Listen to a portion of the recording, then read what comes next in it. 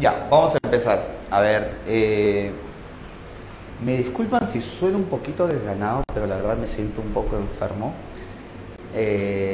Vamos igualmente a hacer la clase, pero quizás por eso van a notar cierta diferencia, ¿no? Quizás, digo, quizás no. Ya. A ver, empecemos entonces. Dice ahí, la pregunta número 1. La filosofía de Nietzsche es la filosofía de un gran romántico. La sed de infinito se manifiesta en todas sus actitudes, en cada elemento de su doctrina, en cada página de sus escritos. Pero Nietzsche ha querido alcanzar y realizar el infinito para el hombre y en el hombre. Ha querido que el hombre reabsorbiera en sí mismo y dominase con su voluntad también infinita el infinito poder de la vida. Por esto, la aceptación de la vida y del mundo no es para Nietzsche la aceptación del hombre como criatura finita. No pretende fundamentar las positivas facultades humanas en su misma en su misma limitación, sino que trata de transferir al hombre la infinitud de la vida y lo ilimitado de su poder. A ver, algo que tú tienes que hacer al momento de leer es tratar de relacionar lo que estás leyendo con los saberes previos que tú tienes. Y de alguna manera eso te va a ayudar a interpretar el texto. Si nosotros leemos este texto está tratando de resumir las principales características de la filosofía de Friedrich Nietzsche. A ver, recordemos, la filosofía de Friedrich Nietzsche es llamada vitalismo. Y la filosofía vitalista de Friedrich Nietzsche se caracteriza porque empieza primero que nada con una crítica radical a la cultura occidental. Vamos a poner aquí, el vitalismo de Nietzsche empieza por presentar una crítica a la cultura occidental. ¿Por qué, profesor? ¿Por qué Nietzsche presenta una crítica a la cultura occidental? Bueno, su crítica principalmente va dirigida a dos doctrinas de la cultura occidental. Por un lado, al cristianismo, y por otro lado, vamos a poner aquí, al cristianismo y a la modernidad. Ahora, ¿por qué, profesor? ¿Por qué Nietzsche critica el cristianismo y por qué Nietzsche critica la modernidad? Bueno, la principal razón es que tanto el cristianismo como la modernidad son pensamientos que promueven la racionalidad o la razón, si quieren llamarlo de este modo, ¿correcto? Promueve una excesiva racionalidad o la razón. De ahí que la razón, en lugar de impulsar nuestra vida, limita y hasta desprecia la vida. Por eso es que el proyecto vitalista de Nietzsche consiste en promover o proponer el ideal del superhombre. Propone el ideal del superhombre. El superhombre, ¿correcto? El superhombre. Muy bien, dicho de esta manera, entonces viene la pregunta. Profesor, ¿qué es el superhombre? El superhombre, dice Nietzsche, es el ideal al que debemos aspirar como la muerte de Dios, ideal como la superación de muerte de Dios, la superación de la muerte de Dios, la muerte de Dios y el nihilismo, la muerte de Dios y el nihilismo. ¿Correcto? Muy bien. Esto se va a tener un poquito más de sentido en lo que llamaremos pues la analogía de la transformación. La analogía de la transformación.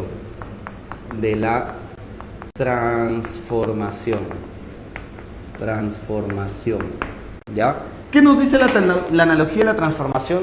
De que el hombre va a pasar por tres imágenes, tres figuras que nos van a ayudar a conocer su cambio.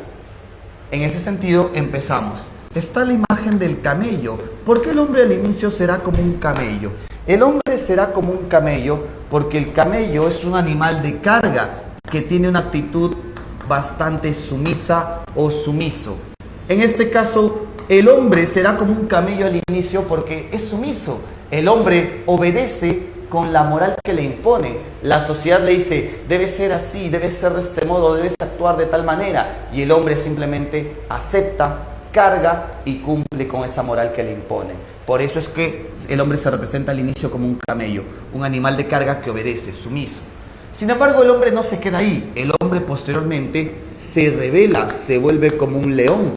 Y el león no es obediente, no es sumiso. El león es salvaje. ¿Por qué es salvaje? Porque es díscolo, rebelde contra lo que le impone. El león se vuelve el elemento que va a destacar en el hombre porque va a luchar por sus propias normas, por sus propios valores. Es ahí cuando el león gana su libertad que el león se transforma en un niño. El hombre se transforma en un niño. ¿Por qué un niño, profesor? ¿Qué especial tiene la imagen del niño? Los niños tienen libertad. Y a partir de la libertad, en conjunto con la pasión, es que ellos pueden promover la vida.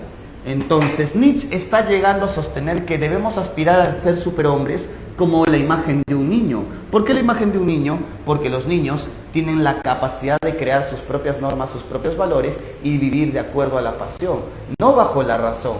Entonces, es todo lo que está buscando Nietzsche. Defender la vida, despreciando lo racional, aceptando lo pasional y promoviendo la creación de nuevos valores y nuevas normas. Ese es el superhombre a través de la imagen del niño. ¿Correcto? Bien, hasta ahí vamos con las preguntas. Dice ahí, 1. Nietzsche concibe la voluntad humana, de acuerdo al texto, recuerda, a pesar de que te he explicado teoría, aquí te preguntan o te piden inferir a partir del texto. Nietzsche concibe la voluntad humana como capaz de apropiarse de la fuerza ilimitada de la vida, ¿verdadero o falso? Para Nietzsche, ¿el hombre puede desarrollar o puede apropiarse de la infinitud? ¿Verdadero? Sí, verdadero. A ver, déjame ver esto. Está abriendo su Zoom aquí para ver sus respuestas. No me deja ver sus respuestas todavía. Un momento. Oh, ni siquiera está. Oh. Unirse, me imagino. Te piden ID. No hay reuniones.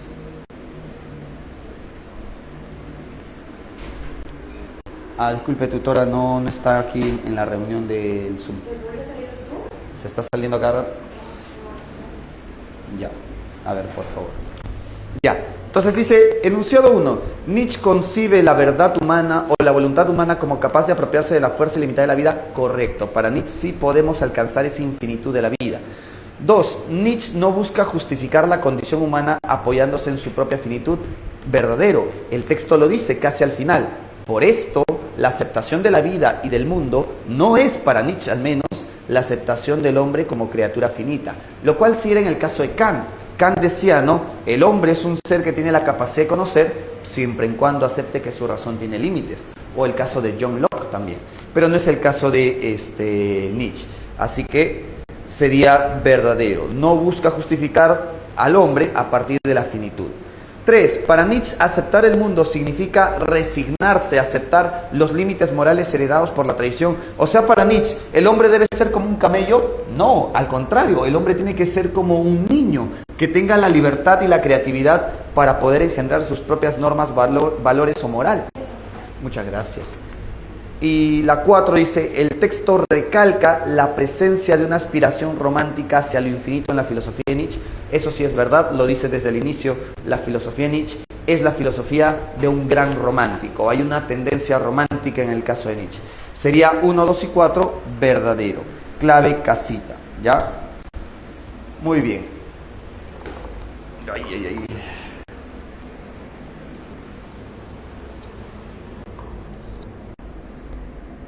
Vamos con la pregunta 2. La pregunta 2 dice, el existencialismo ateo que yo represento es más coherente. Declara que si Dios no existe, hay por lo menos un ser en el que la existencia precede, es anterior a la esencia. Un ser que existe antes de poder ser definido por ningún concepto. Y que este ser es el hombre, o como dice Heidegger, la realidad humana. ¿Qué significa aquí? Que la existencia precede a la esencia, significa que el hombre empieza por existir, se encuentra, surge en el mundo y que después se define. El hombre, tal como lo concibe el existencialista, si no es definible, es porque empieza por no ser nada. Solo será después y será tal como se haya hecho. Así pues, no hay naturaleza humana, porque no hay Dios para concebirlo. Entonces, mira, aquí la pregunta 2 nos está remitiendo ¿a qué? A la filosofía existencialista. Vamos a poner aquí el existencialismo. El existencialismo. Ahora, si tú me preguntas, profe, ¿de qué trata el existencialismo? Por favor, un breve repasito. Te lo resumo en palabras sencillas. El existencialismo, principalmente el existencialismo que defiende Jean-Paul Sartre, es un existencialismo que propone una nueva comprensión del hombre. O sea, su principal aporte es una nueva antropología. Vamos a poner aquí, Sartre es el filósofo del que estamos hablando ahora. El filósofo es Jean-Paul Sartre. Correcto, Jean-Paul Sartre. Y Jean-Paul Sartre presenta su existencialismo como una nueva comprensión del hombre. Vamos a verlo del siguiente modo. A ver. Vamos a verlo del siguiente modo.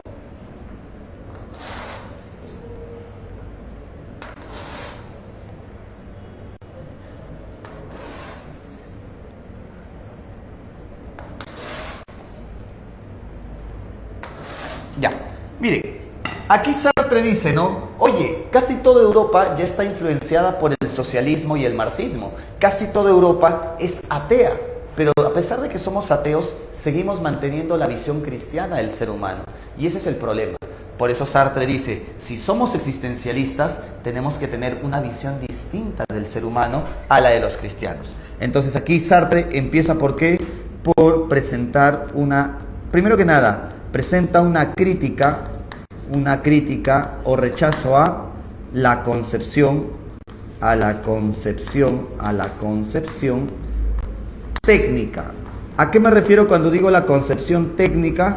Me refiero a la concepción de producir. Lo técnico tiene que ver con producir, con fabricar, producir. ¿Me dejo entender? Ya, profe. ¿Cuál es la concepción técnica? Si nosotros usamos esta concepción en objetos, se comprende fácilmente. Por ejemplo, ¿qué dice Sartre? Cuando nosotros pensamos en los objetos lo primero que tienen es esencia, porque los objetos tuvieron que haber sido planificados anticipadamente o previamente para recién luego ser fabricados. Primero se planifican y luego, segundo, se fabrican. Se les da existencia, ¿correcto? Muy bien, esencia y existencia. A ver, profesor, un ejemplo. Por ejemplo, ¿no? Hablamos de esta regla. Esta regla es un objeto que ha sido fabricado, producido. El carpintero, antes de crear la regla, tuvo que pensar de qué color va a ser, de qué material voy a fabricarlo, qué medidas va a tener, entre otras características. Todas esas características que ya iban siendo definidas en su mente, en su pensamiento, es lo que llamamos la esencia del objeto. Entonces, antes de que la regla exista, ya estaba determinada en la mente del carpintero. Luego el carpintero recién pasa a fabricarlo y le da existencia a la regla. Entonces, mira, la mayoría de objetos, por no decir todos, son primero planificados, determinados, y luego recién tienen existencia porque son fabricados. Y lo mismo se hacía en el caso del ser humano. Se decía que el ser humano primero fue planificado por Dios, fue creado por Dios, o mejor dicho, fue determinado por Dios, y luego Dios recién pasó a crearlo, le dio existencia al hombre. Pero hay un problema. Si nosotros entendemos de esta manera al hombre, el hombre no tendría libertad porque ya ha sido planificado y determinado por Dios. Entonces Sartre dice, 1, nosotros somos ateos, no creemos en Dios. 2, tenemos que tener una visión donde el ser humano tenga libertad. Es así que rechaza esta concepción y propone otra concepción. ¿Cuál es la concepción que propone Sartre? Sartre propone la concepción existencialista. ¿Y cuál es la concepción existencialista, profesor? La concepción existencialista es aquella donde cambiamos de perspectiva o enfoque acerca del ser humano. ¿Ya? ¿Cómo así, profesor? Ejemplo, en este caso estamos hablando de una doctrina de ateos, como dice Sartre ahí en el texto. Y en esta doctrina, el ser humano no es como los otros objetos. Si nosotros partimos de que no existe Dios, entonces Dios no ha creado al ser humano. Y si el ser humano no ha sido creado, lo primero que tiene el ser humano no es esencia, lo primero que tenemos es existencia. Y será a partir de nuestra existencia que no ha sido determinada, o sea, nuestra existencia es indeterminada, a partir de esta indeterminación se entiende como libertad, iremos tomando decisiones y dichas decisiones harán que nosotros seamos lo que somos. Por ejemplo, Sartre diría, tú no has nacido para ser doctor, tú no has nacido para ser abogado, tú simplemente naciste y en la medida que naciste tenías posibilidades de ser muchas cosas, eras indeterminado y esa indeterminación se entendía como tu libertad y como ser libre has tomado decisiones, has realizado acciones que te han hecho la persona que eres ahora. Si tú llegas a ingresar a San Marcos, eso no es casualidad. Ingresar a San Marcos es un producto de tu decisión. Entonces, si tú me dices un día, profesor, yo soy sanmarquino, esa es una de mis características, profe. Esa característica no es más que producto de tu existencia en la que has tomado una decisión. Eres tú quien se construye a sí mismo. Esta visión que propone Sartre en el existencialismo es una visión de el hombre como proyecto. El hombre como proyecto porque el hombre se construye a sí mismo. ¿Me dejo entender? Ya está. De esto te está hablando el texto, la visión antropológica que presenta Sartre. Muy bien, dice, determine cuál de las afirmaciones se corresponde con el texto. 1. La esencia humana no se configura únicamente a través de los actos que el individuo realiza, ¿verdadero o falso? La esencia humana no se configura únicamente a partir de los actos que el individuo realiza, verdadero, no se configura únicamente a través de los actos que el individuo realiza. ¿Cómo así, profesor? Lo que pasa es que muchos de nosotros cuando pensamos en el hombre, pensamos en un individuo como una persona. Y aquí Sartre está hablando no solamente del hombre como individuo, sino está hablando del hombre como sociedad. La sociedad construye a la misma sociedad. La sociedad construye al modelo, al paradigma de individuo que quiere. Entonces es la sociedad quien se va construyendo a sí misma también. Entonces sería falso. 2. El pasaje sugiere que sin la idea de Dios resulta imposible hablar de libertad auténtica. Claro. A ver, aguanta. El pasaje sugiere que sin la idea de Dios resulta imposible hablar de libertad auténtica. Ah, no, eso sería falso. ¿Por qué es falso? Porque claro, si no existe Dios, si somos ateos, al contrario, entendemos al hombre como un ser puramente libre porque tiene existencia indeterminada. Entonces sería falso. Sin Dios sí es posible hablar de libertad auténtica. 3. Si el hombre no es otra cosa que lo que él se hace, puede deducirse una responsabilidad radical de su propio ser. Claro, si el hombre es libre de elegir cómo formarse, cómo construirse, entonces él es también absolutamente responsable de las decisiones que toma. La 3 sería correcto. 4. La prioridad de la existencia implica que cualquier definición del ser humano solo puede formularse después de sus elecciones correctas. Claro. Muy bien. Te está diciendo básicamente, si el ser humano es libre, entonces toda esencia, toda característica que lo define se construye a partir de su existencia previa. Sería verdadero. Sería solo 3 y 4 verdaderos. Avioncito, me dicen por ahí. No, avión como que veo.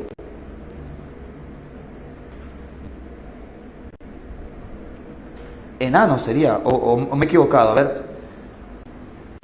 Perdóname que estoy volando ahorita en fiebre. 1, 3 y 4 dije. A ver, vamos a reevaluar. La esencia humana no se configura únicamente a través de los actos que el individuo realiza. Ya, claro, no se configura únicamente a través... Ya, la 1 es verdadero, está bien. El pasaje sugiere que sin la idea de Dios resulta imposible. Falso. No sugiere eso el pasaje. 3 y 4. Ya, el hombre no sobra... cosa que lo que él hace puede deducirse verdadero, ya. Y el problema está con la 1 aquí, si no, no habría clave. El problema está con la 1, está bien.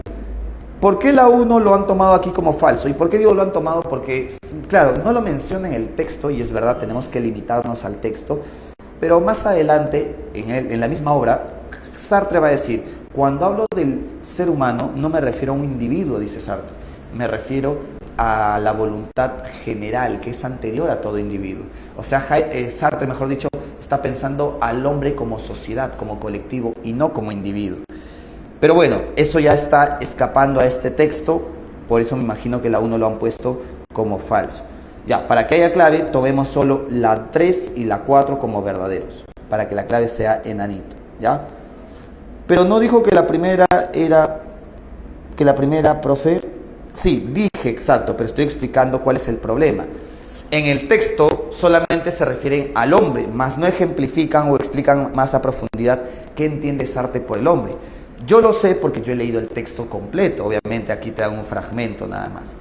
¿Correcto? Pero ya, no se hagan problemas. La 1 tómenlo como falso, nada más. 3 y 4 serían las verdaderas, ¿ya?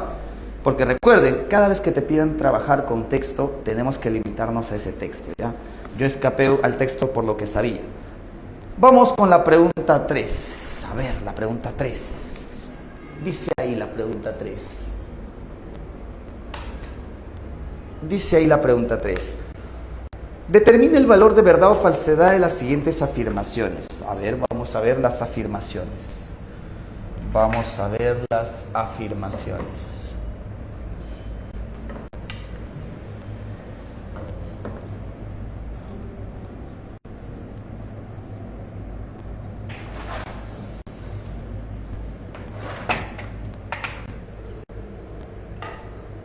Ya. A ver, pregunta 3. Pregunta 3. Dice ahí, determina el valor de verdad y nos preguntan filosofía del siglo XX. Filosofía del siglo XX. Muy bien. A ver. Un momento.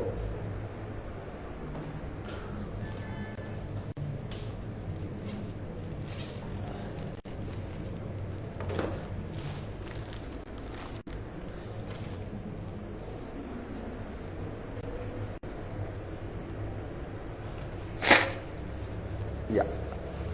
A ver, primera pregunta. Pregunta número 1. Enunciado 1.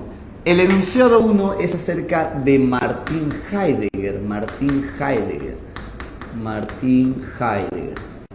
Y Martin Heidegger es también considerado un representante del existencialismo.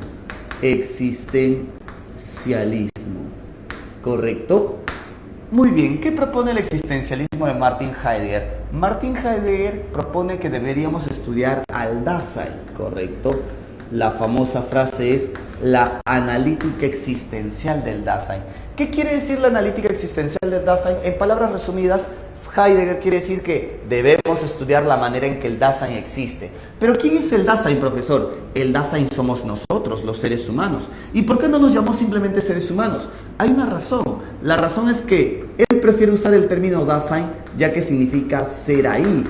Al destacar esta frase, el Dasein como ser ahí, está destacando de que los seres humanos somos unos seres particulares o especiales, si quieres llamarlo de este modo, porque somos los únicos seres que podemos comprender nuestro ahí. Yo comprendo que estoy haciendo una clase, yo comprendo que estoy preparando jóvenes para la universidad, comprendo de que también soy un profesional en desarrollo, comprendo de que quizás debo investigar, o sea, quien comprende su existencia, lo que es en cada momento soy yo.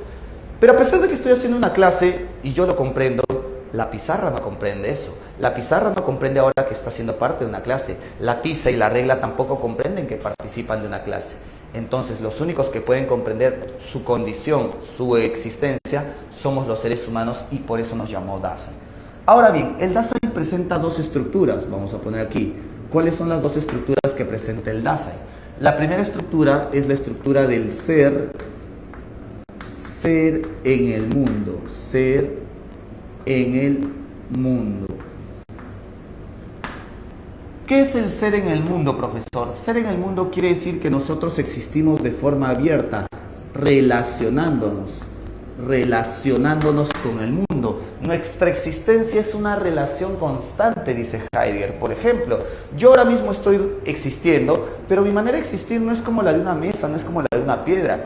Yo existo y en la medida que existo me relaciono con alumnos, me relaciono con la carpeta, me relaciono con el papel, me relaciono con la pizarra, la tiza, la regla. ¿Por qué me relaciono con todos estos? Porque usándolos yo comprendo lo que son, comprendo su ser, y siempre existir implica relacionarme con mi entorno. Para mí existir no es como una piedra, no es que soy ajeno a mi entorno, implica relacionarme con mi entorno. Eso es el ser en el mundo, participar del mundo. Y 2, el ser para la muerte. Ser para la muerte.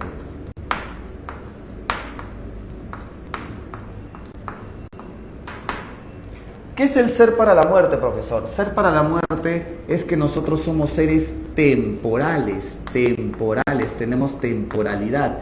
No entiendo, profesor, ¿a qué se refiere con esto de temporalidad? A ver, te explico un poco mejor. Heidegger quiere señalar aquí básicamente de que nosotros experimentamos la muerte de una manera bastante interesante. No está pensando en la muerte de manera biológica. Morir de manera biológica es que tu cuerpo, tu organismo ahora deje de funcionar. Es como que me dé un paro cardíaco, mi corazón deje de funcionar, mi cuerpo en ese momento muere.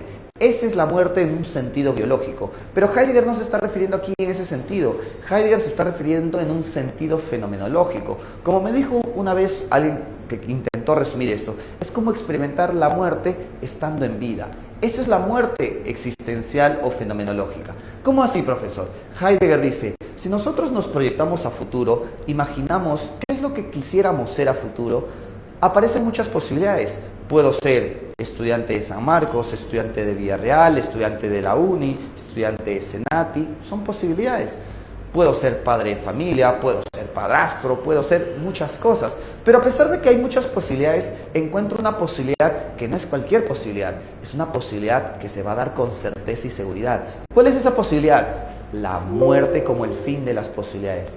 O sea, me doy cuenta de que a futuro, si bien es cierto, tengo posibilidades, mis posibilidades no son infinitas, son finitas. Porque puede ser que se acaben. ¿Cuándo? No lo sé, pero sí sé que se van a acabar. Eso es la muerte. Entonces, cuando yo me doy cuenta de que mis posibilidades tienen un límite, me doy cuenta de que soy un ser finito, un ser temporal. La finitud es el resultado de entender que somos seres para la muerte. Es ahí donde se desarrolla dos tipos de existencia.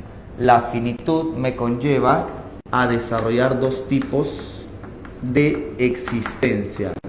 Tipos de existencia. ¿Cuáles son esos tipos de existencia, profesor?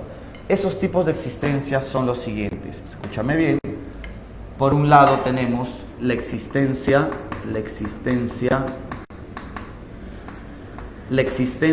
auténtica. Y por otro lado tenemos la existencia inauténtica.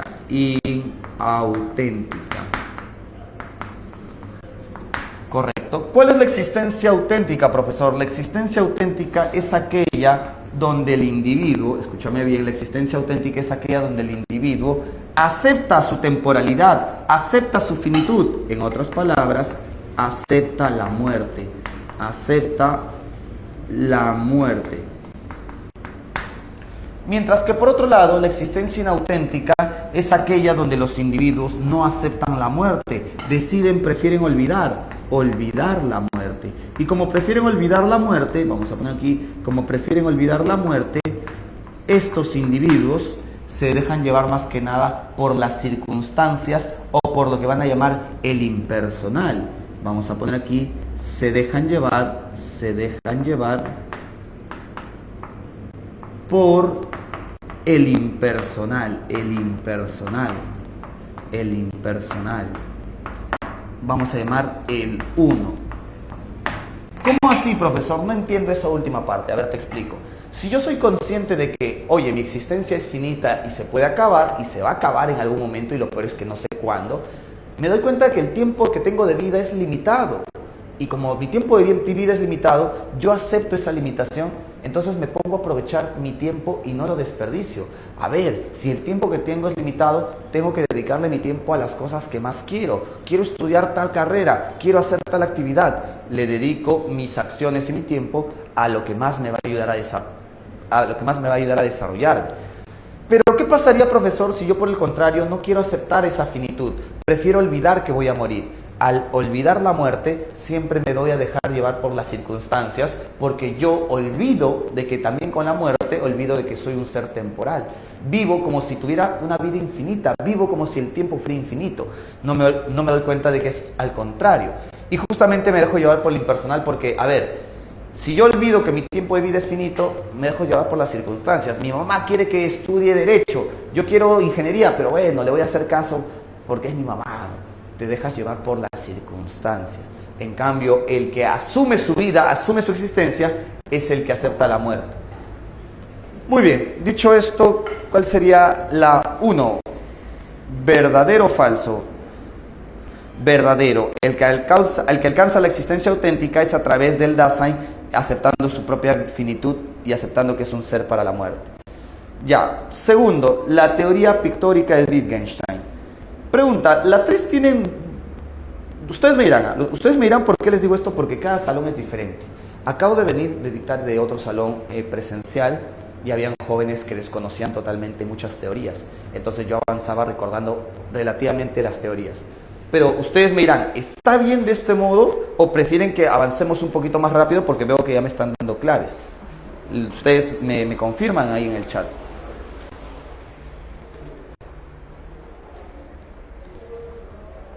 Ya, está bien como estamos avanzando. Yo sé que demora un poco más, pero claro, recordando teoría, ¿no?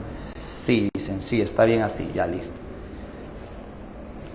Ya, listo, ya, continuamos. Muy bien, entonces, vamos con el enunciado 2. El enunciado 2 dice, en la teoría pictórica del significado de Wittgenstein en el Tractatus, esa es una pista, porque recuerda que el pensamiento de Wittgenstein se divide en 2 etapas, el primer y el segundo Wittgenstein. La estructura lógica del lenguaje es irrelevante para una proposición represente la realidad. Ya, vamos a recordar entonces. Enunciado número 2. El enunciado número 2 se refiere a la teoría de Ludwig Wittgenstein.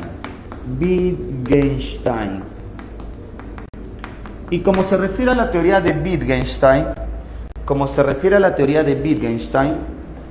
se refieren al Tractatus, o sea, se están refiriendo al primer Wittgenstein, ¿Cómo se llama la teoría del primer Wittgenstein? Se le llama teoría pictórica, o también llamada teoría figurativa del lenguaje, teoría pictórica o figurativa. Otro nombre que también con el que te puede venir es teoría referencial del lenguaje, teoría referencial. ¿Por qué se le llamó de este modo, profesor? El punto clave está en la palabra pictórica. El adjetivo pictórica, viene de la palabra pintura. Entonces Wittgenstein va a decir, así como las pinturas son imágenes que representan a los hechos del mundo, de la realidad, las palabras y el lenguaje deben cumplir la misma función. Si yo digo aquí, mesa, esto no es una mesa, esto, al igual que la pintura, esto, al igual que la imagen o el dibujo que acabo de realizar, simplemente es una representación. ¿Una representación de qué? Una representación de los hechos observables del mundo, ¿correcto? Entonces, en eso consiste la primera teoría de Wittgenstein, de que todo lenguaje debe ser usado como una pintura para representar a los hechos del mundo. De esta manera, la clave sería falso. ¿Por qué? Porque la estructura lógica sí es importante. Sería falso. 3. Para Foucault, el poder se ejerce únicamente a través del aparato represivo del Estado. Falso. Vamos a entender por qué. Falso.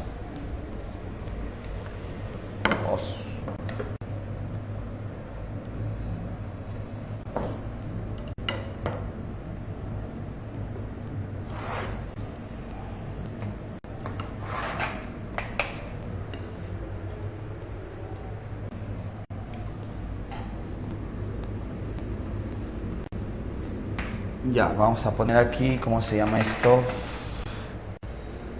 Se llama Michel Foucault,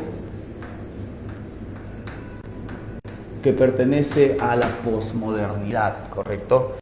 Él pertenece al movimiento posmodernidad. Ya, muy bien. Entonces, ¿qué es lo más importante de Foucault? Esto fue pregunta examen de admisión. Están refiriéndose a su teoría. ¿Cómo se va a llamar esta teoría? Se va a llamar teoría omnipresente, omnipresente, omnipresente del poder. ¿Por qué, profesor, la teoría omnipresente del poder? Porque muchos de nosotros creemos, imaginamos, suponemos que cuando hablamos del poder político, el poder político solo está presente en las instituciones gubernamentales como el Congreso, Palacio de Justicia, el Poder Judicial. Creemos que el poder político solo está en algunas instituciones de la sociedad. Pero justamente Foucault quiere demostrar de que no es así. Foucault quiere demostrar de que entre dos individuos ya se van estableciendo relaciones de poder. Vamos a poner aquí relaciones de poder. ¿Cómo así, profesor? Fácil. Imagina que él y ella son enamorados. Son dos enamoraditos. Entonces, él quiere comer hoy día pizza. Ella no quiere comer pizza. Ella quiere comer pollo a la brasa. Entonces, él, para no discutir, él, para no entrar en conflicto, él, para no pelear, decide renunciar a su deseo de comer pizza para comer lo que ella quiere, pollo a la brasa o pollo broster, como quiera. ¿Qué sucede en ese sentido? Nos damos cuenta que ella se impone, él decide someterse. Así como en una relación personal o íntima están los que se someten y están los que se imponen, lo mismo pasa en toda la sociedad. Toda relación social, toda relación entre individuos implica una relación de sometimiento y una relación de imposición. Entonces, la sociedad es como una tela de araña. Vamos a poner aquí la analogía de la tela de araña. De la tela de araña. ¿Por qué Foucault va a poner la analogía de la tela de araña? Porque va a decir, entonces la sociedad es como una tela de araña, donde cada hilo que se teje y se cruza con otro hilo forma una relación de poder. Y esa relación de poder no está presente solo en algunos individuos, en alguna parte de la sociedad, sino está presente en toda la sociedad. Por eso, omnipresente. Entonces, esto nos conlleva a sostener de que el poder político está en todas las instituciones sociales. El poder está presente en todas las instituciones sociales, ¿Como cuáles, profesor? Las instituciones educativas. ¿Qué más? Las instituciones de salud, centros como hospitales, centros psiquiátricos. Y tercero, la más obvia, las instituciones gubernamentales. Un ejemplo, profesor, mira. El otro día, conversando con un ingeniero, me dice, oye, después de tantos años de ejercer mi carrera y estudiar, me percato de lo siguiente, algo que no me habían dicho cuando yo era estudiante o yo estaba postulando. Me percato de que la Universidad de Lima, al momento de formar y enseñar a sus estudiantes, los cursos que se les enseña y la manera como se les enseña es para que los jóvenes de la Universidad de Lima, al terminar su carrera, puedan estar capacitados para ocupar cargos de gerencia o altos mandos como jefaturas dentro de empresas, fábricas o industrias. Mientras que la formación que le dan al joven sanmarquino es como una formación para que esté en planta, sea un operario, sea un trabajador dentro de la fábrica. Es como si la universidad, de acuerdo a cómo te educa y te forma, te va determinando para que cumplas una función en la sociedad, ser un jefe, ser un gerente o ser un trabajador y operario. En ese sentido, justamente la universidad, la educación, te va determinando. Y no solo eso, el colegio te va determinando ciertas ideas. Esa es una forma de relacionarse con la sociedad y es una forma de imponerse o de ejercer el poder, se dice, ¿no? ¿Cómo de ejercer el poder? Claro, si alguien te dice, oye, la historia es así, oye, esto pasó en la historia, tu manera de pensar va construyendo de esa forma la historia y vas pensando como quieres que otros piensen. Claro, básicamente nosotros pensamos de acuerdo a la educación que hemos recibido. Ahora, las instituciones de salud también, ¿por qué? ¿Qué pasaría si un psicólogo determina en su análisis que tú estás loco? El calificativo o título de loco es un calificativo que viene acompañado con prejuicio, como con una maldición. Porque si tú estás loco, no te van a tomar en serio. Si tú estás loco, eres calificado de loco, no te van a dar acceso a trabajos. Entonces, en ese sentido, sí, los centros de salud ejercen poder a través de sus prácticas. Bueno, en fin, ya está. Sería falso porque el poder político no está presente solo en las instituciones gubernamentales, sino también está presente en las otras instituciones. Vamos con la pregunta o la alternativa 4, el enunciado 4. Según Gadamer, la comprensión hermenéutica implica una fusión de horizontes entre el intérprete y el texto, donde los prejuicios juegan un papel productivo. Vamos a ver.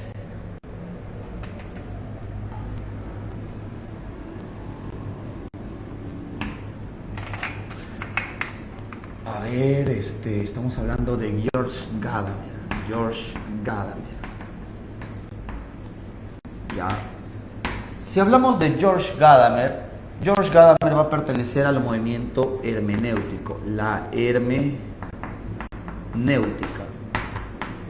Y la hermenéutica destaca porque va a proponer a la interpretación como mecanismo para poder llegar a conocer una verdad.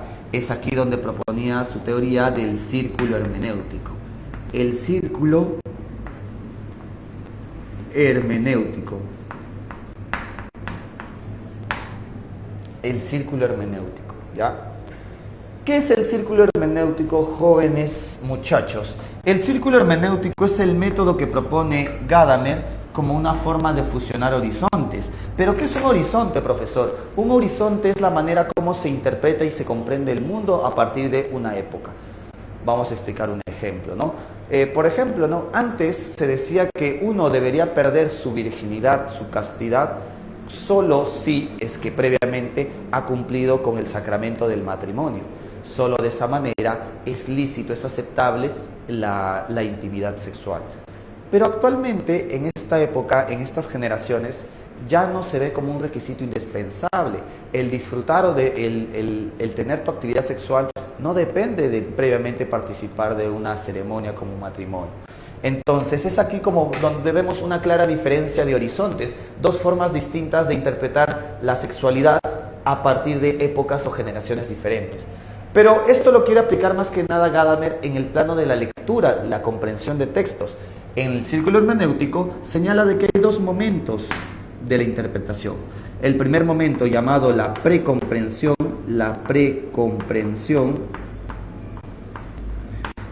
y el segundo momento, llamado la reinterpretación.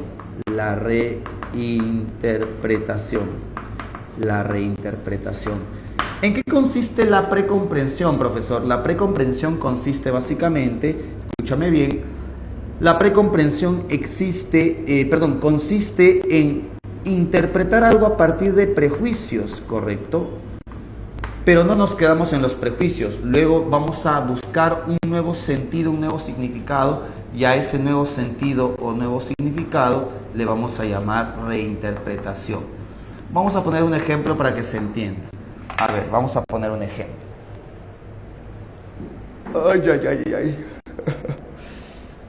A ver, por ejemplo, imagínate que es un domingo, estás descansando en tu casita, tocan la puerta, vienen los testigos de Jehová y los testigos de Jehová te dicen: ¿qué tal, hermanito, hermanita? Queremos hablar un rato contigo. Por favor, sacan su Biblia, te piden que leas un apartado de la Biblia y te permiten leer ese pasaje donde se habla de la Sagrada Concepción, el pasaje donde se señala que María concibió a Jesús sin perder su virginidad. Tú lees eso y sostienes de que es imposible que María haya podido quedar embarazada manteniendo su virginidad, porque actualmente por virginidad entiendes una persona que no ha iniciado su actividad sexual, una persona casta en ese sentido, o ingenua, inexperta en ese sentido.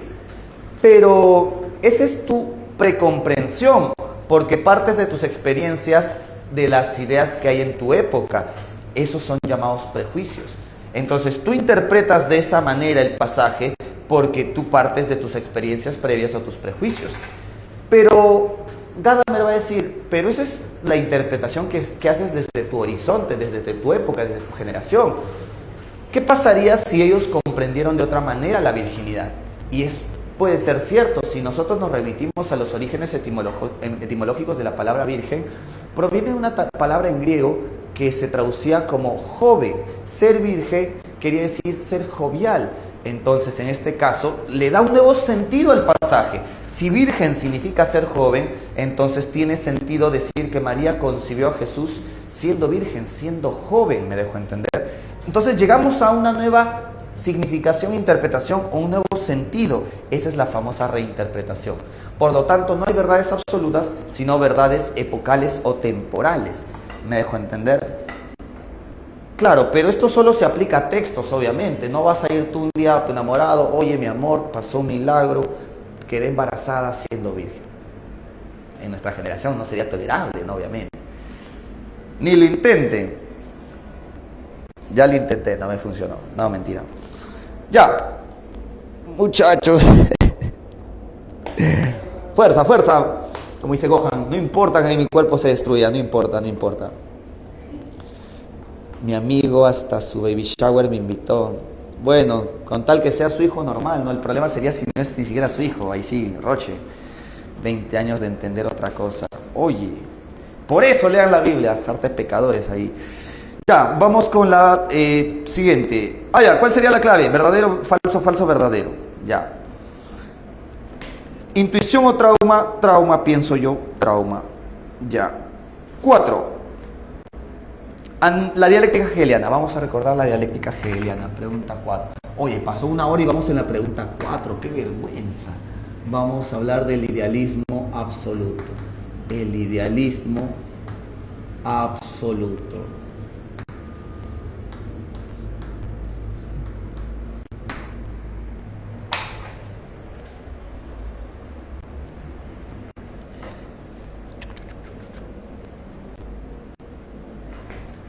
A ver, vamos a hablar del idealismo absoluto.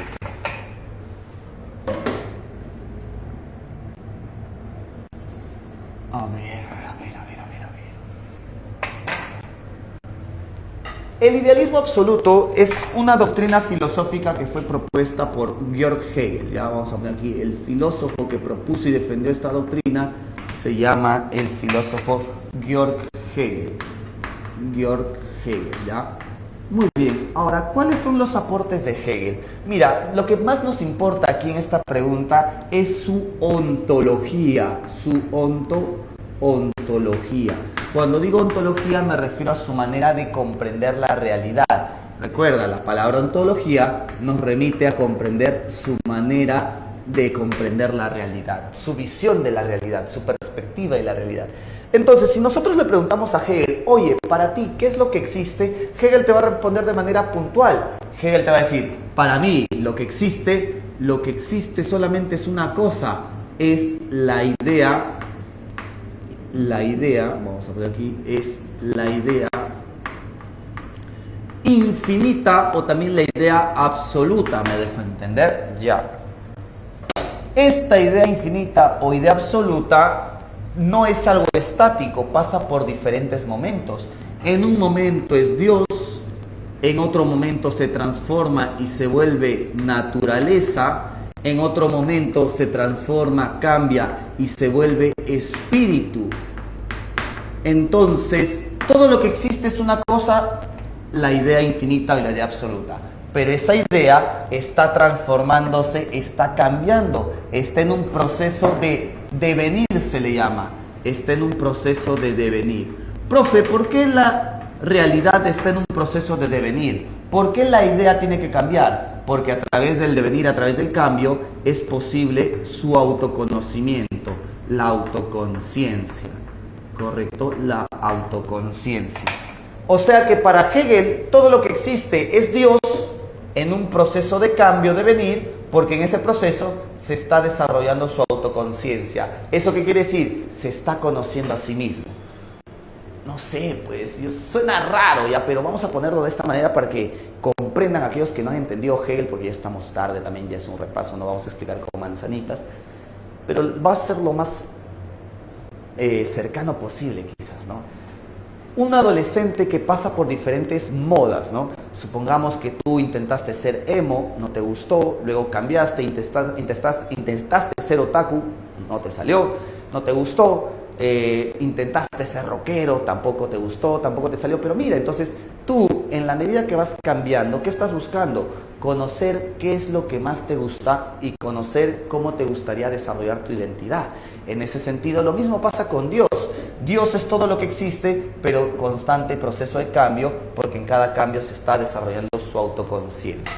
¿Me dejo entender? Ya está. Con eso queda. Si clero, si me sale. Ya, emo, sí fui ese, yo era así, emo era. Bueno, yo quise ser emo, ¿no? Pero mi cabello en ese tiempo era lacio. Cuando ya se empezó a ondular, dije, ya fue, no puedo ser emo.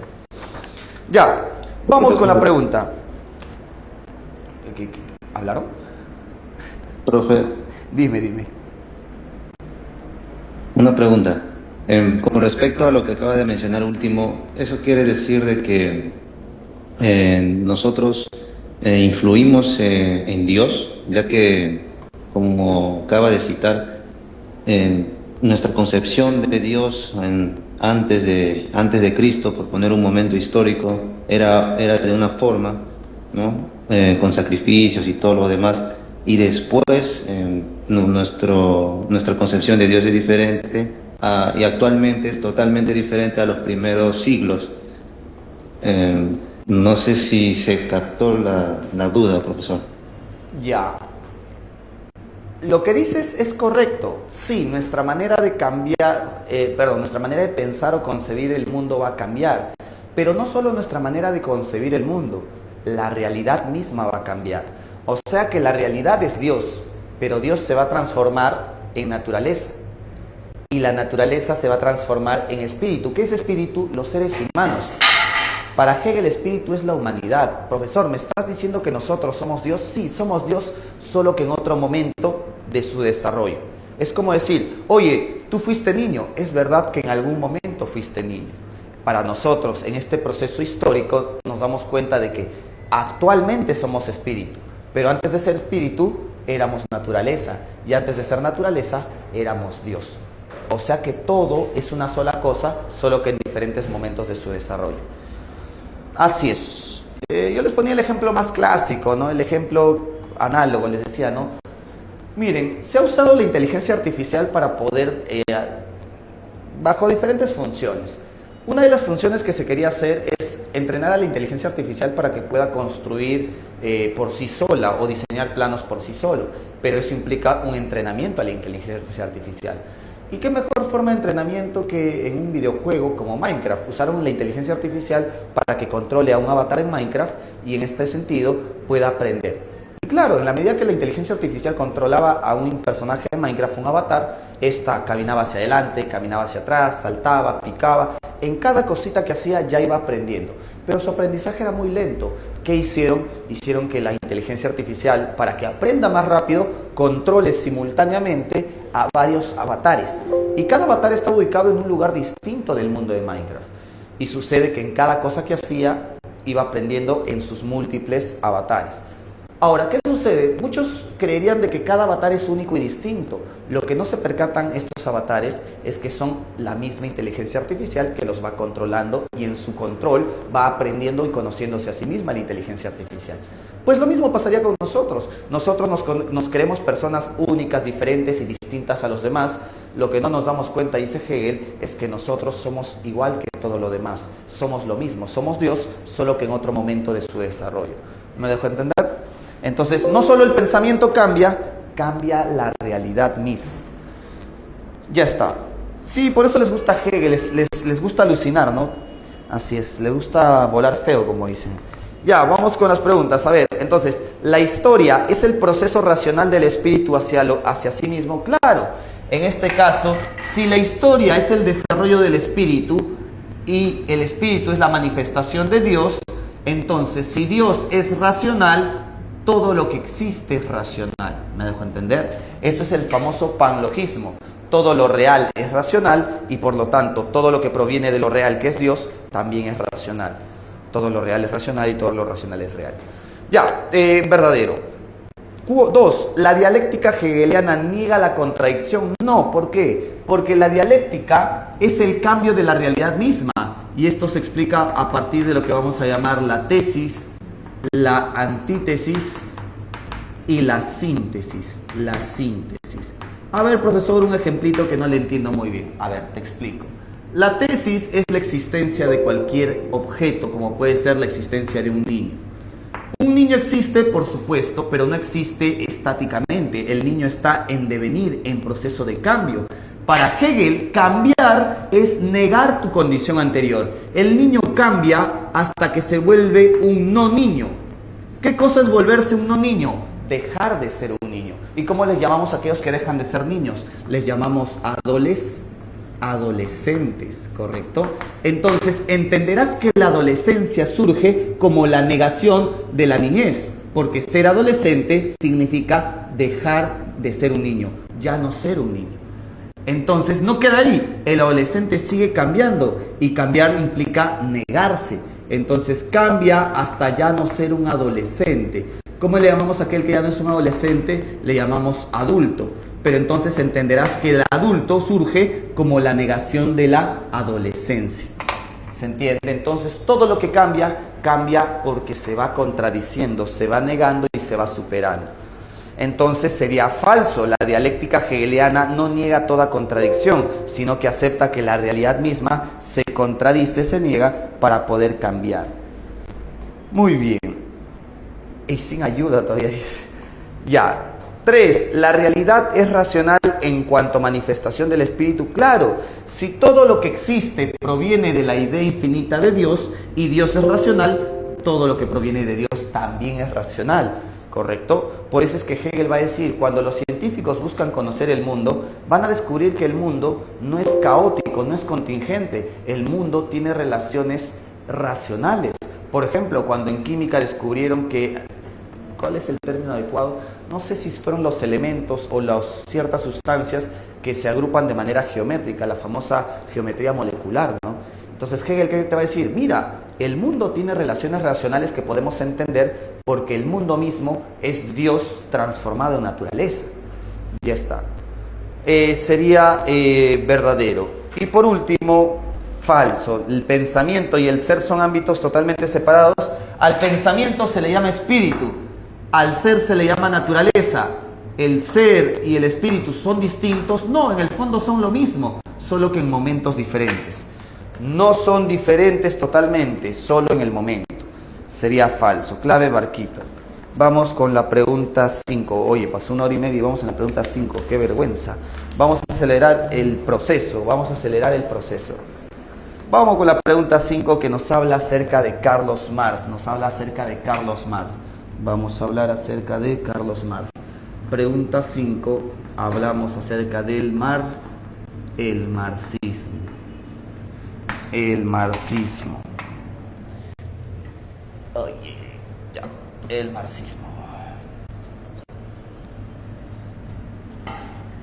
A ver, muchachos, el marxismo. ¿De qué va el marxismo? El marxismo principalmente se opone a la visión idealista de Hegel. ¿Por qué? Porque mira, como el nombre lo dice todo, idealismo absoluto, porque para Hegel todo lo que existe proviene de la idea de Dios. Todo lo que existe, el mundo, el ser humano, la naturaleza, proviene de Dios. Entonces interpretan desde la idea de Dios. En ese sentido es idealismo. Pero el marxismo no. El marxismo, que es la perspectiva, la doctrina de Carlos Marx y Friedrich Engels, interpretan al hombre como ¿qué? Desde sus condiciones materiales. ¿Y cuáles son sus condiciones materiales? Al hombre no como producto de Dios, al hombre como producto de la naturaleza. El hombre, por lo tanto, es un ser biológico. Es producto de la evolución de la naturaleza, no producto de algún Dios que se cambia o se transforma a sí mismo. ¿Qué más? El marxismo propone que el hombre no solamente es producto de la naturaleza, es producto de su sociedad. El hombre es un ser social. ¿Por qué el hombre es un ser social, profesor? El hombre es un ser social porque el hombre, su pensar, su conciencia es determinado por el ser, que es la sociedad. Y cuando hablamos de la sociedad, principalmente nos referimos a las condiciones materiales. ¿A qué se refiere con condiciones materiales? Principalmente relaciones económicas. Vamos a explicar esto a través de una analogía. Más rápido, profe, dicen. Ya, vamos ahí. A ver, se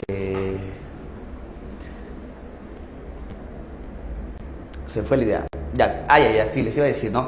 Ya, piensen muchachos en su manera de hablar, la manera en la que ustedes se expresan. Tú le dices a tu amigo, habla mano, ¿en qué estás? Tu manera de hablar es producto de la influencia de tu entorno, de tu sociedad. Tú has escuchado que otros usan el término mano, tú has escuchado que otros se saludan de esa manera. Entonces tú, a modo de, digamos, influencia de la sociedad, adquieres esa misma forma de expresarse o esas frases coloquiales. Sin embargo, imagínate una persona que se desarrolló en otro contexto, en otro entorno, una persona de San Isidro, de La Molina, de San Borja. ¿Tú qué crees? ¿Que van a decir habla mano? No suelen decir habla mano, hablan de otra manera, ¿no? Su jerga, su lenguaje coloquial es distinto. Dicen brother, ¿qué más dicen? Ni siquiera brother, no, dicen brother, alucina, dicen. Los pitucos, ya llamémosle pitucos, ¿no? Ya. Pero entonces, así como tu lenguaje y tu manera de expresar depende del entorno en el que te has formado, tu manera de pensar también. Por ejemplo, ¿tú por qué quieres ingresar a la universidad? Vamos a darnos cuenta de tu manera de pensar. Tú quieres ingresar a la universidad porque dices, profe, quiero tener trabajo seguro, quiero tener chamba para tener dinero, para tener plata, y con la plata asegurar mi estabilidad económica y mi subsistencia. O sea que piensas ingresar a la universidad como una forma de sobrevivir. Y está bien porque tienes carencias, eres pobre. Pero ¿qué pasaría si tú fueras una persona que no eres pobre? Eres una persona que viene de una familia adinerada, una familia que tiene dueños de fábricas, industrias, es más, tiene una cadena de farmacias, una cadena de, no sé, empresas en general.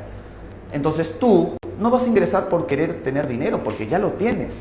Tú vas a querer ingresar quizás porque quieres usar tus conocimientos o la carrera para ayudar de alguna manera a la sociedad o con algún otro interés. Entonces, tu pensamiento siempre será producto de las condiciones materiales en las que vives o tus relaciones económicas, como diría Carlos Marx. ¿Correcto? Muy bien. Profe nos dijo, pobre nos dijo, pero si son o no, o miento. ¿Quién de acá va a decir, profesor, yo soy burgués porque mi familia es dueña de empresas, fábricas, industrias? ¿Quién? A ver. Sí, profe, estoy acá, ¿por qué dieron beca nomás? Ya ves, encima estás acá becado, más pobre no puede ser. Dueña de mi cerro. Eso dices tú hasta que te caen pues los traficantes de terreno, ¿no? Ahí, mucho bullying, profe, ya, listo. Continuamos, clave, ¿qué clave sería? Dice ahí. Ya, pero la pregunta dice... A ver, Marx reelabora la dialéctica hegeliana, o sea, adapta la dialéctica hegeliana desde una interpretación materialista. O sea, Marx también acepta de que toda la realidad cambia, pero mientras que Hegel cree que cambia partiendo de Dios, para Marx toda la realidad cambia partiendo de la materia. Esa es la perspectiva antagónica u opuesta. ¿Qué más dice? De este modo llega a la conclusión de que el ser social determina la conciencia, tu pensamiento, y con ello la alienación surge de la separación entre el trabajador y el producto de su trabajo. La praxis transforma el mundo. Según Marx, la superación de la alienación humana, justamente Marx, en su análisis histórico materialista, Marx señala de que la sociedad del siglo XIX es una sociedad capitalista. La sociedad del siglo XIX es una sociedad capitalista. Y como es una sociedad capitalista, ¿qué propone Carlos Marx? Carlos Marx propone que la sociedad capitalista, en el fondo, promueve la desigualdad, porque como se funda en la propiedad privada, en la acumulación de propiedades privadas, entonces van a haber personas que sí van a ser dueños de propiedades privadas, fábricas, industrias, y van a haber personas que no van a tener ninguna propiedad privada. Y cuando digo propiedad privada no me refiero a bienes personales, me refiero a medios de producción, fábricas o industrias. Entonces, profesor, eso genera desigualdad en la sociedad. Claro, van a haber personas que no tienen nada, a las cuales se le vayan a llamar proletarios, y personas que lo tienen todo, a los que les vamos a llamar burgueses. ¿Cuál es el problema? Que los proletarios, como no tienen ninguna maquinaria, fábrica o medio de producción, Ellos lo único que pueden hacer para sobrevivir es vender su mano de obra y trabajar. El problema es que a pesar de que trabajan, el trabajo, en lugar de ayudarlos a desarrollarse, el trabajo los explota a tal punto de que se vuelven más infravalorados.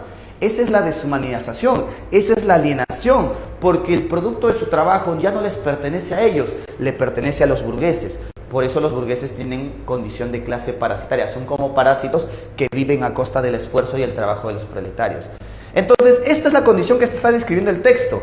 Marx, desde su análisis materialista, interpreta que la sociedad del siglo XIX capitalista, al promover la propiedad privada, genera dos clases sociales, donde una es explotada y alienada y la otra es la que le domina, ¿correcto? Entonces la pregunta dice, ¿cómo superamos esta condición de alienación? En otras palabras, ¿cómo superamos esta condición capitalista? Fácil, Marx quiere llegar al comunismo, superar el capitalismo para llegar al comunismo. Pero llegar al comunismo es pasar por una revolución socialista. ¿Y qué es lo que quiere la revolución socialista? Preparar a la sociedad para vivir en una sociedad sin clases sociales. Para vivir en una sociedad sin clases sociales, Marx propone lo que es la eliminación de la propiedad privada. Ese es el punto esencial de la revolución socialista, eliminar la propiedad privada. Ya con eso la pregunta se resuelve, la clave sería la B. Tú dirás, profe, pero ¿por qué no la A? Si el motor de la historia sí es la desigualdad y la lucha de clases. Es correcto, pero aquí no te preguntan cómo es que cambia la historia. Aquí te preguntan cómo propone Marx superar el capitalismo. Superar el capitalismo es tratar de llegar al comunismo a partir de una revolución socialista. Y esa revolución socialista tiene como propósito, primero, eliminar la propiedad privada, segundo, eliminar las clases sociales y tercero, eliminar el Estado. Pero todo parte de la eliminación de la propiedad privada. Por eso la A es muy general y ambiguo o poco específico, mientras que la B es la más exacta o precisa. Muy bien, vamos con la pregunta 6.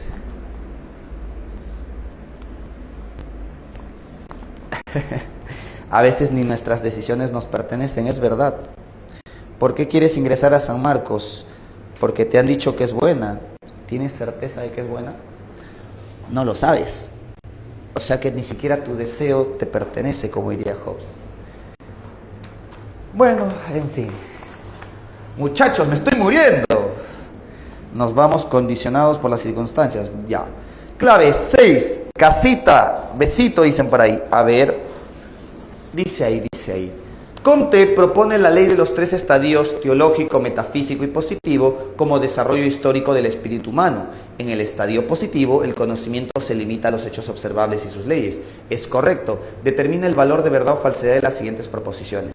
1. El pensamiento positivo renuncia a buscar causas últimas, ¿verdadero o falso? Verdadero, porque como Comte es empirista, Comte quiere que todo conocimiento parta de la observación de hechos, no de la especulación, no de la metafísica, sino limitándonos a lo observable. Entonces rechaza el conocimiento de las causas últimas. Verdadero. 2. La ciencia positiva pretende sustituir la metafísica por la observación empírica, ¿verdadero o falso? Verdadero, porque justamente la ciencia positiva se llama positiva porque nos atenemos al positum, la observación de hechos. Yo seré un positivista si cuando estudio trato de partir de observar hechos más que de pensarlos. Piensa en la psicología. La psicología es un claro ejemplo del movimiento positivista. En el primer momento en el que surge la psicología como ciencia, la escuela estructuralista, ¿qué quería estudiar? La mente, la conciencia y sus átomos, ¿no es así? Pero podemos ver la mente y no es lo mismo que hablar de mente que hablar de cerebro. No podemos ver la mente. Nos dimos cuenta, o los psicólogos se dieron cuenta, que estaban tratando de estudiar un aspecto metafísico no observable. Entonces los positivistas influyeron en los científicos psicólogos y estos dijeron que su objeto de estudio debe ser algo observable. Empezaron a estudiar la conducta observable del individuo. Así que sería verdadero. 3. Así es, no se muera, profe. Ya falta poco. San Marcos es tradición familiar. Mira, ya ves, ahí están ingresando a San Marcos porque es tradición familiar. Traición debería ser, traición, ya. 3. En el estado teológico se explican los fenómenos por fuerzas naturales abstractas. Falso. Se llama estadio teológico porque nos dejamos llevar por la imaginación. Entonces apelamos a seres naturales pero ficticios. Piensa en los griegos. Ellos hablaban de Poseidón y Zeus, que son fuerzas naturales pero producto de su imaginación. Creer que el mar y los océanos son movidos por un dios, eso es producto de su imaginación. Creer que los cielos a veces se nublan y transmiten rayos a modo de mensaje de Zeus, es producto de su imaginación. Falso, no son abstractas, son ficticias. Muy bien. 4. La sociología ocupa el lugar más alto de la jerarquía en las ciencias. Verdadero. ¿Por qué verdadero, profesor? Porque Comte hace una jerarquía, una distinción entre las ciencias. Y él dice, las ciencias básicas están abajo y las ciencias complejas están arriba. La matemática es simple porque estudia relaciones numéricas. En cambio, la física y la astronomía ya son más complejas porque usan la matemática para estudiar el movimiento de los cuerpos en la tierra o en los cielos. Y esta física y química se va a usar para entender a los seres vivos, la biología. Pero los seres vivos no son suficientemente complejos. Los seres vivos también interactúan y forman sociedades, hablando propiamente en el caso de los seres humanos. Entonces, querer entender cómo funciona la sociedad no es algo muy sencillo. Es en la escala lo más alto y complejo que tenemos. Por eso ese es el objeto de estudio de la sociología, y la sociología es la ciencia más compleja que hay. Sería verdadero, ocupa el nivel más alto en la jerarquía. Bien, la clave sería casita, verdadero, verdadero, falso, verdadero. ¿Ya? Muy bien. Hasta ahí, dudas, preguntas, consultas. ¿Todo bien? Ya. Vamos con la siguiente pregunta. Pregunta 7. ¿Alguno de ustedes puede leer? Por favor, le agradecería mucho, me salvaría la vida si es que puede leer. No, me dice. Ya. Voy a leer yo. No se preocupe. No quiero nada ya.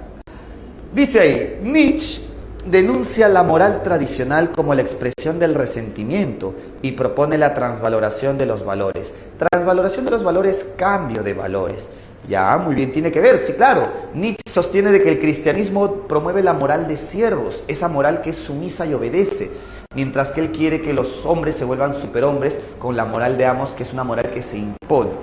Entonces, claro, Nietzsche quiere que se cambien los valores cristianos por nuevos valores. El nihilismo surge cuando los valores supremos pierden su vigencia, exigiendo la afirmación vital del superhombre.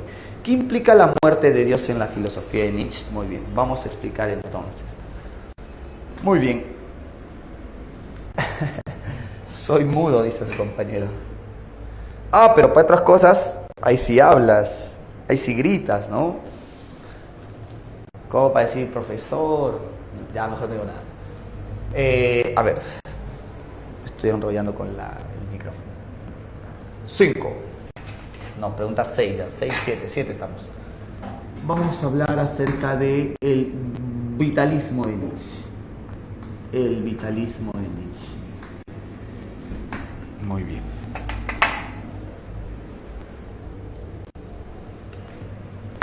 Uy.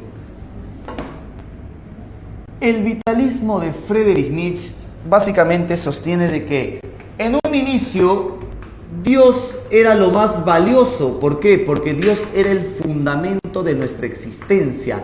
El fundamento quiere decir aquello que le da sentido a todo lo que existe. Por ejemplo, si tú me dices, profe, ¿cómo debo actuar? Profe, ¿para qué yo debo vivir? Profe, ¿cuál es el sentido de la vida? Todas estas preguntas tienen respuesta que le dan un sentido a través del papel de Dios. Dios te creó para salvar tu alma. Dios te creó por amor al prójimo, para que puedas salvar tu alma, obtener la gracia divina. O sea que antes Dios era lo más valioso y lo más importante. Sin embargo, en algún momento, en el siglo XIX, los seres humanos dejamos de creer realmente en Dios. Y como dejamos de creer realmente en Dios, antes lo que era muy valioso deja de tener valor. ¿Y cómo decimos cuando algo deja de tener valor? Profe, Dios ha muerto. Claro, piensa, ¿no? Imagínate, ¿no?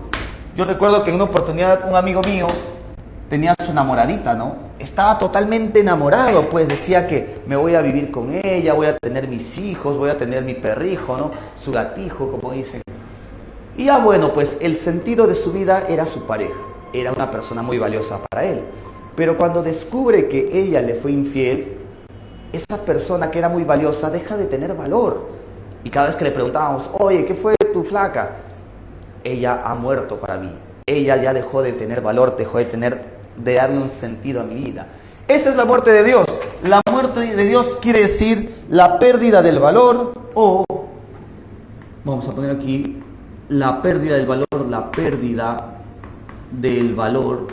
Y con la pérdida del valor, la pérdida del sentido. La pérdida del valor y del sentido. ¿Correcto? Esto nos conlleva claramente a lo que llamamos nihilismo. ¿Qué es el nihilismo? El nihilismo es darnos cuenta que nada tiene sentido, el sinsentido.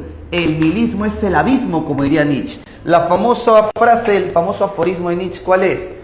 Mire el abismo y el abismo te devolverá la mirada. ¿Qué estaba queriendo señalar Nietzsche con esto? Nietzsche estaba queriendo señalar de que cuando tú miras porque quieres encontrar algo. Y tú miras al abismo porque quieres encontrar algo que le dé sentido a tu existencia, ya que no la tiene.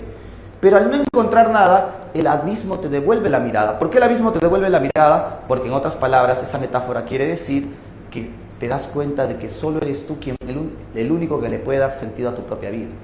Entonces, en eso consiste la superación del nihilismo. Aceptar que nada tiene sentido, pero que tú mismo le puedes dar un sentido a tu vida. Eso hace el superhombre. El superhombre supera la muerte de Dios porque acepta el sinsentido, dándole él mismo un sentido a su propia vida. Ya está. Con eso dice ahí, ¿qué quiere decir, qué implica la muerte de Dios para Nietzsche? La clave sería la B, la pérdida del fundamento trascendente de los valores. Claro, antes todo tenía valor porque había un fundamento que era Dios. Si Dios ha muerto, se perdió ese valor. Muy bien. Vamos con la pregunta 8 y 9. A ver, ¿qué marcarían en la pregunta 8 y en la pregunta 9?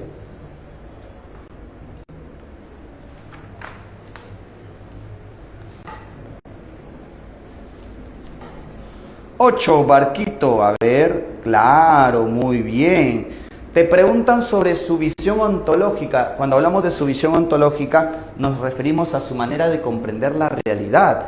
Entonces, te preguntan de Hegel. A ver, ¿qué es la realidad para Hegel? Claro, la uno con dado. Lo real es el proceso lógico histórico del absoluto. ¿Qué es el absoluto? La idea infinita, pues la idea infinita que se desarrolla a través de Dios, la naturaleza y el espíritu. Muy bien, claro. 2. Carlos Marx. Carlos Marx es materialista. Ah, ya, profe, si es materialista, entonces la clave es, la 2 va con la B. Lo real es la materia y las acciones como práctica social en constante transformación que determinan la conciencia. Claro. 3. Augusto Comte es positivista y por ende empirista. Augusto Comte va con la 3. La realidad... Augusto Comte va con la A. Solo los hechos empíricos, los hechos observables y sus leyes constituyen la realidad legítima. Y por último, Friedrich Nietzsche. Para Nietzsche, mira, Nietzsche tiene una influencia de Spinoza que hablaba del conatus, ¿correcto? Esto es un punto extra, el conatus. Esto no creo que venga a examen de admisión, pero te explico para que lo sepas igualmente. El conatus se refiere a la potencialidad de todo individuo. Para Spinoza, tu valor no reside en el momento, en el acto, reside en tu potencialidad, en tu conatus, todo el poder que estás dispuesto a desarrollar. Pero eso solo se sabe, como su nombre indica, en potencia, es una posibilidad. Entonces Nietzsche no ve a personas como personas de carne y hueso. Nietzsche está viendo a personas como potencias y por ende fuerzas, donde algunas potencias o fuerzas, valga la redundancia, se pueden hacer más fuertes e imponerse a otras, mientras que pueden haber fuerzas más débiles que seguirán y se someterán a otras. Entonces aquí un claro ejemplo es Jesucristo y el cristianismo. Para Nietzsche, Jesucristo es un superhombre porque desarrolló todo su potencial, que desafió a las leyes y la moral de su época, desarrolló su propio pensamiento, desarrolló sus propios valores. Entonces eso lo hace un superhombre. El problema son todos los posteriores. ¿Por qué son todos los posteriores cristianos? Porque se comportan como rebaños, se comportan como siervos. En lugar de crear sus propias normas y valores, prefieren seguir las normas y valores que dio Jesucristo. Eso los hace siervos, rebaños o moral de esclavos, ¿no? Ya está, muy bien. La clave sería barquito. 9, ¿qué marcarían en la 9, muchachos? ¿Cuál era en la 7? En la 7 la clave es la B, barquito. 9, enano, dicen. A ver. Emanuel quiere preguntar. ¿Quién? A ver, Emanuel, escucho o leo tu pregunta. Profesor, sí, sobre lo que acaba de mencionar, está diciendo que Nietzsche no está en contra de Cristo, sino de los cristianos. Sí. Está principalmente en contra de los cristianos, porque todos tenemos la posibilidad de darle un sentido propio a nuestra vida. El problema es que algunos no quieren ser amos, no quieren imponerse, quieren o prefieren seguir a otros, se comportan como siervos. Entonces ellos que se comportan como siervos prefieren seguir los pensamientos de otros. En este caso los cristianos son los siervos porque siguen las ideas de Jesucristo. Claro que, ojo, que hay que tener cuidado. Cuando Nietzsche propone esta comparación, no está diciendo de que para él Jesucristo es el mejor ideal de superhombre, no. Obviamente también Nietzsche critica a Jesucristo porque en sus valores y en su moral, él propone una visión racionalista de la vida, donde la verdadera vida no es esta vida, sino la vida del más allá, en el paraíso, despreciando la vida terrenal. Ahí sí, Nietzsche critica a Jesucristo porque su visión de la vida es una vida del más allá, una vida metafísica. Piensen, la mayoría de cristianos asimilan ese pensamiento. Oye, si te pegan, si te roban, no importa, lo material no es lo importante es el alma, porque cuando tú te vayas al otro mundo, en el otro mundo no habrá pena, no habrá sufrimiento. Como dice la Biblia, ¿no? Bienaventurados los que sufren en la tierra porque serán recompensados en los cielos. O sea, te dicen que esta vida no cuenta y la vida en el más allá sí cuenta. Entonces, al tú pensar de esa manera, obviamente no aprovechas esta vida, infravaloras esta vida o desprecias esta vida. Ahí Nietzsche sí choca con el pensamiento de Cristo, básicamente con el cristianismo, choca rotundamente. ¿Por qué? Porque Nietzsche sí quiere esta única vida, porque Nietzsche dice, la única certeza que tenemos es que tenemos esta vida. Tener certeza de que hay una vida en el más allá, eso no lo sabemos. Por lo tanto, la única vida que tenemos que aprender a querer y a disfrutar es esta que disponemos. Así también, claro, tú dirás, profe, ¿así para qué estudio? Exacto, ese es el problema, dice Nietzsche. Pensar de manera racionalista te conlleva a resentirte con la vida. Profe, si voy a morir, entonces ¿para qué estudio? Te resientes, ya no quieres vivir, ya no quieres estudiar. Entonces Nietzsche dice, es verdad, la vida no tiene un sentido, pero tú le puedes dar un propio sentido. Por ejemplo, profesor, la vida no tiene sentido, pero yo quiero ser jugador de fútbol porque el fútbol es lo que más me apasiona. Lo que te impulsa a seguir viviendo son tus emociones y tus pasiones, no la razón. Ya. Profesor, la moral cristiana se deja de lado como primordial y por eso dice que Dios está muerto. Claro, Nietzsche habla principalmente de los cristianos hipócritas, ¿no? Aquellos que realmente dicen que creen en Dios, pero no creen en Dios. Nietzsche en el Cielo Zaratustra habla de un personaje que es el anciano, que realmente sí es devoto y cree en Dios de manera ejemplar. Pero Nietzsche igualmente lo deja, no lo critica, dice, bueno, es muy admirable que tenga tanta fe y devoción en Dios, pero aún así me sorprende que no se haya enterado de que Dios ha muerto. Es como si Nietzsche estuviera describiendo un proceso que está pasando en la sociedad occidental, que es inevitable, en el cual todos vamos a dejar de creer en Dios. Y dejar de creer en Dios es que ya vamos a tener el nihilismo. El nihilismo quiere decir que vamos a experimentar el sinsentido. Nos vamos a dar cuenta de que nada tiene sentido. ¿Me dejo entender? Es como decir que, es decir, me mato ahora para vivir realmente arriba en el cielo. Claro, eso es lo que desprecia Nietzsche. Decir, me mato ahora porque la verdadera vida está en el cielo, en el más allá. Nietzsche diría, ahí estás despreciando la única vida que tienes. Bien, vamos con la pregunta 9. ¿Qué marcarían en la pregunta 9?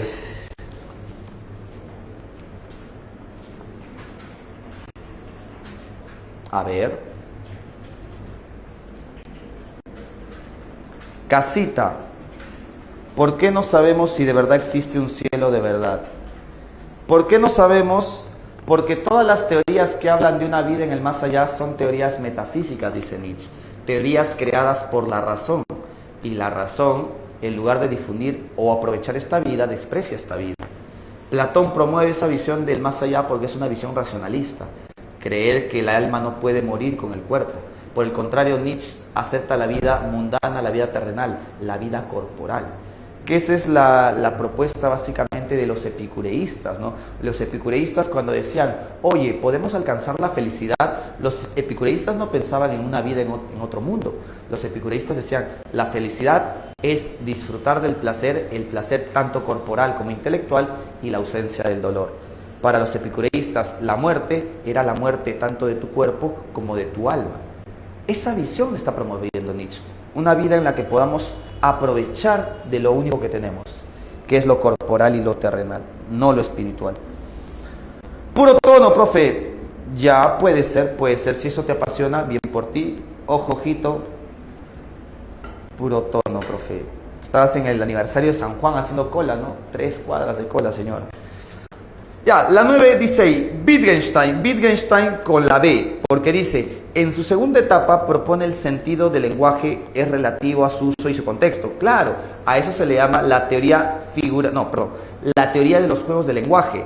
En el segundo Wittgenstein, propone de que las palabras no tienen una definición exacta, las palabras tienen un significado de acuerdo al uso y al contexto que le demos. Por ejemplo, si yo digo, oye, hay un tigre en el zoológico, la palabra tigre significa animal, porque hablo de un contexto, un zoológico. Pero si digo, oye, mi amigo es un tigre, por tigre no estoy diciendo que mi amigo tiene garras o es un felino. Estoy diciendo de que es bastante hábil o ágil, puede ser en matemáticas o en algún curso. Entonces ahí las palabras cambian de sentido, cambian de significado de acuerdo al uso. Se le llama la teoría de los juegos del lenguaje. Muy bien, siguiente. Jean-Paul Sartre. Recuerda que Jean-Paul Sartre promueve una nueva concepción del ser humano. ¿Con qué propósito propone una nueva concepción? Básicamente Sartre dice, si nosotros somos indeterminados, tenemos libertad absoluta al existir. Podemos tomar todas las decisiones que nosotros deseemos. En ese sentido, Sartre va a decir, si somos absolutamente libres, tenemos la posibilidad de mejorar la sociedad y con ello la humanidad. Por eso su obra se llama El existencialismo es un humanismo. Ser existencialista es aceptar que el hombre es libre y el hombre tiene la posibilidad de mejorar la humanidad. Así que sí, la 2 va con la A. Sartre promovía el cambio social, la revolución, porque un dato extra es que Sartre era marxista, a partir de la libertad y la responsabilidad humana. Correcto. 3. Edmund Husserl. Edmund Husserl es un autor que han preguntado de manera novedosa, sorpresiva en esta última fecha del examen de admisión. Lo más importante de Husserl es su visión de la filosofía y del método que propone. Para Husserl, la filosofía, de manera similar a Descartes, puede llegar a ser una ciencia, y no cualquier ciencia, una ciencia de las esencias o de los fenómenos en la conciencia. ¿Correcto? Por eso la 3 va con la D. Y por último, Martin Heidegger. Heidegger recuerda que es existencialista que promovía el análisis de la existencia del Dasein para conocer el ser. Claro, porque Heidegger va a decir, el único camino para conocer el ser es el Dasein, porque el Dasein es el único que puede comprender su ahí y el ahí de todo lo demás. Como nosotros somos el único que podemos comprender el ser, solo a través de nosotros podemos conocerlo. Así que la clave sería enanito. ¿Ya? Muy bien, enano.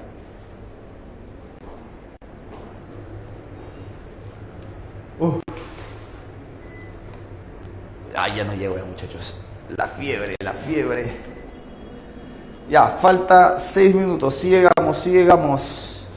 Vamos a hacer un breve resumen de fenomenología, porque no vaya a ser que les pregunten y me digan, profesor, eso no enseñó, por su culpa no ingresé. Pague el examen de admisión, profesor.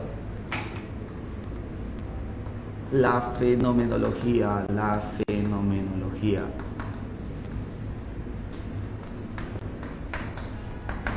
fenomenología. Nos avisa si hay cielo, profe. Pero lo peor es que ¿cómo les aviso? Si yo llego al cielo o no llego al cielo, ¿cómo les aviso? Ya no. Eso es lo peor, no hay nadie que pueda haber regresado para decir que lo hay o no lo hay. Ya. ¿Qué dicen? A ver. En la noche nos visita. Oye, malcriado. En la noche nos visita, ¿no? Por paloma. Puede ser, por palomilla. Mande un rayo. Nos jala de los pies. La Ouija. Ah, buena, la Ouija. Ya nos reunimos a todos por Ouija a las 7. Continuamos la clase, ¿ah? Si ha hecho cosas buenas, se va al cielo. Si no, ya sabe. Es verdad que me garantiza ir al cielo. A lo mejor me voy al infierno, ¿no? ¿Dónde está? Aquí está. Es verdad, me puedo ir al otro mundo. Con el supa y como dice. Ya, a ver, continuamos.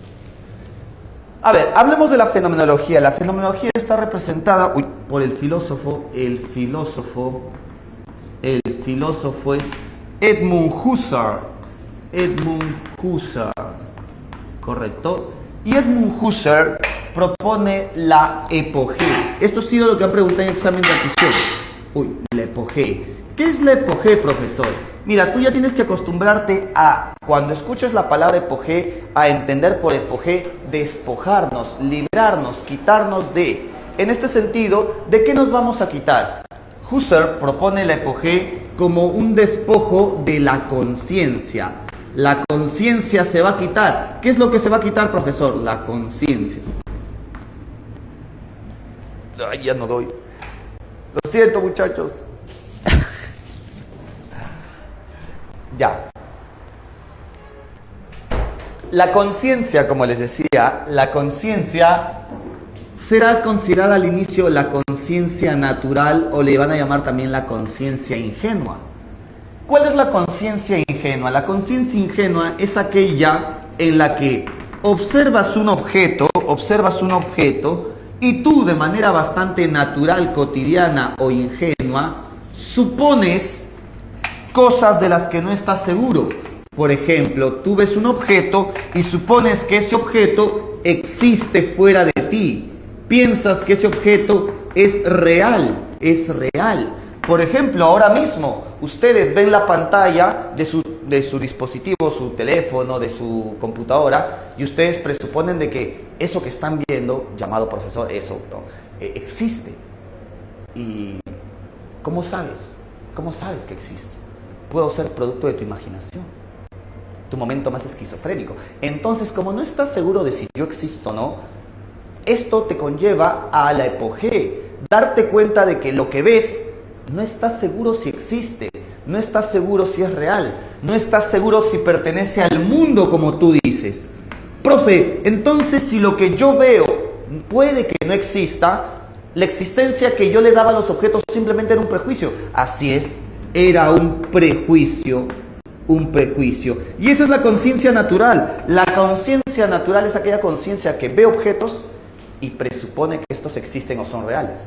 Tú ves la pizarra y presupones que la pizarra existe. Tú ves las tizas y presupones que las tizas existen. Tú ves a tu profesor y presupones que tu profesor existe, cuando en realidad no tienes certeza o seguridad de ello. Profe, entonces, si no existen, ¿qué son? Exacto, solamente son imágenes que aparecen en tu pantalla o en tu conciencia, le va a llamar Husserl. ¿Y cómo se le va a llamar a esas imágenes que aparecen en tu pantalla, en tu conciencia? Se le va a llamar los fenómenos. Vas a empezar a entender el mundo no como realidad externa, sino como fenómenos. Esa es la conciencia fenomenológica. La conciencia fenomenológica es la conciencia que empieza a entender que lo que ve no es realidad, sino es un fenómeno producido en su conciencia. Ya, muy bien. ¿Y qué es lo que quiere Husserl, profesor? Lo que quiere Husserl es explicar que a pesar de que nosotros podamos tener diferentes fenómenos o experiencias, vamos a poner aquí, mientras un individuo puede imaginar, puede formar un fenómeno de una manzana roja, otro individuo puede formar la imagen de una manzana verde. Y lo interesante está en que, a pesar de que para uno la manzana es roja y para el otro la manzana es verde, Husserl quiere explicar cómo es que, a pesar de que sus fenómenos son distintos, ambos puedan referirse a la misma idea, la idea de manzana. Claro, llama mucho la atención que él imagine una manzana o tenga el fenómeno de una manzana roja. Llama mucho la atención de que él tenga el fenómeno de una manzana verde. Pero a pesar de que son fenómenos distintos, los dos piensan la misma idea, la idea de manzana. ¿Para qué han dicho estos muchachos? ¿Por qué dice que tiene daltonismo? ¿Tiene daltonismo? Es roja. Y la de abajo es verde. La de abajo es verde. ¿Ah? Es una alucinación, dice. Puede ser una idea, no creo. Profe, epogé también aparece en el escepticismo, ¿no? Sí. La palabra epogé en el escepticismo quiere decir despojarnos de afirmaciones o sentencias de las que no estamos seguros. Por ejemplo, los escépticos suelen decir que nosotros afirmamos cosas de las que no estamos seguros. Supongamos que alguien me pregunta, oye, ¿sabes si mañana hay clases? Y yo le digo, bueno, sí hay clases, pero es algo de lo que yo no estoy seguro. Al hacer una afirmación sin estar yo seguro de dicha información, eso me trae infelicidad, angustia, preocupación. Porque luego digo, oye, ¿qué pasaría si mañana no hay clases y un alumno va a la academia? O más aún, mañana despierto y comentan de que producto de que no había luz o ha habido, no sé, problemas en la institución, no va a haber clases presenciales. Y yo digo, oh, ya le avisé a varios chicos que sí va a haber clases. O sea, me preocupo, me angustio porque afirmé algo de lo que no estaba seguro. Por eso para los escépticos, epogé quiere decir despojarnos, librarnos de las afirmaciones o sentencias que hacemos. Así evitamos la infelicidad o la intranquilidad. Pero aquí para Husserl no. Para Husserl, epogé quiere decir librarnos de los prejuicios al momento de conocer un objeto. Uno de los prejuicios es creer que el objeto existe o es parte del mundo real. Eso nos conlleva a ver a los objetos ya no como cosas reales, cosas existentes, sino simplemente como fenómenos que se dirigen a una idea o esencia. Bueno, ya para terminar, muchachos, les dicto las claves. Me ha pasado, pero lea los chistes, profe. A ver, sus chistes, profe, ¿se va a convertir en la niña qué? ¿Qué niña? ¿La niña rompe micrófonos? ¿Qué? Ah, ¿hay un fantasma? ¿Algo así? ¿Qué va a ser? Ya, pregúntenle a la niña cómo es la vida en el más allá, a ver si Nietzsche tiene razón o está loco, ¿ya? A ver, por otro lado, dice por ahí, la tota le dio algo. ¿Qué? Sí, salí un ratito y ya desde ahí ven bien estoy. Ah, ya. Oye, ustedes son más tóxicos, están atentos a todos. Bueno, dice ahí, no existe, usted, profe, ahí ya. Tal vez solo nos espera un descanso eterno sin esperanza. Exacto, ¿no? Hay un cuento de Borges que se llama El fin del mundo. Y nosotros suponemos que cuando hablamos del fin del mundo nos referimos a que se va a acabar todo lo que existe.